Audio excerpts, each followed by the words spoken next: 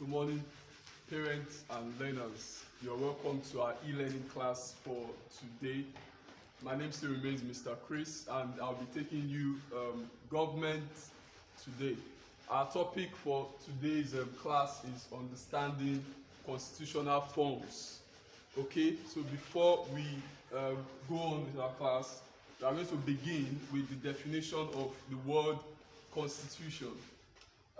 According to our definition, a constitution is a body of agreed rules and principles stating the powers of how a state is to be governed and how these powers are to be applied. Now, before we go any further, I am sure that you must have come across different pictures of constitution. For instance, the Nigerian Constitution of 1999 is an example of a body of agreed rules and principles. Now, there are different forms of constitution from your textbook. They include written constitution, unwritten constitution, rigid constitution, and flexible constitution.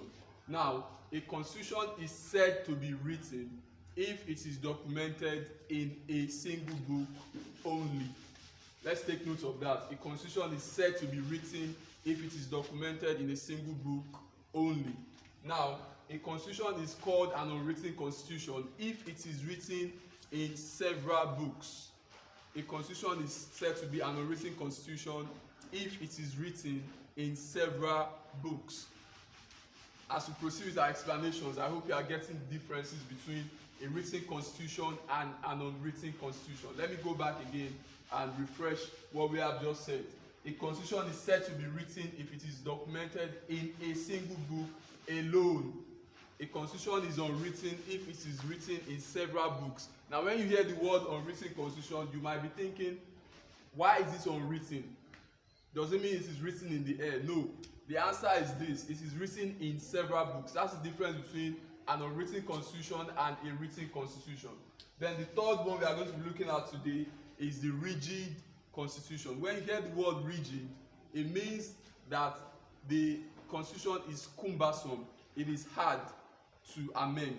Okay, so a constitution is rigid if the process of amendment is difficult and it requires the approval of 2/3 majority of members of the parliament.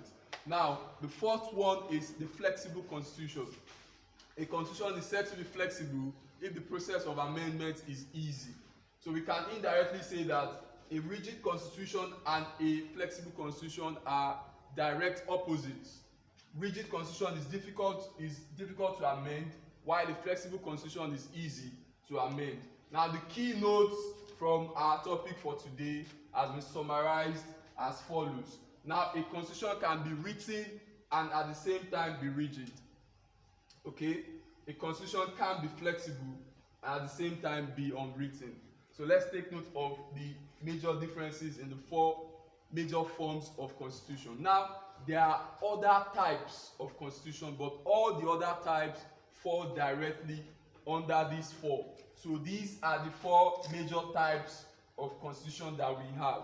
So the other types will include unitary constitution, federal constitution, and the rest of them. But they all fall directly under these four categories.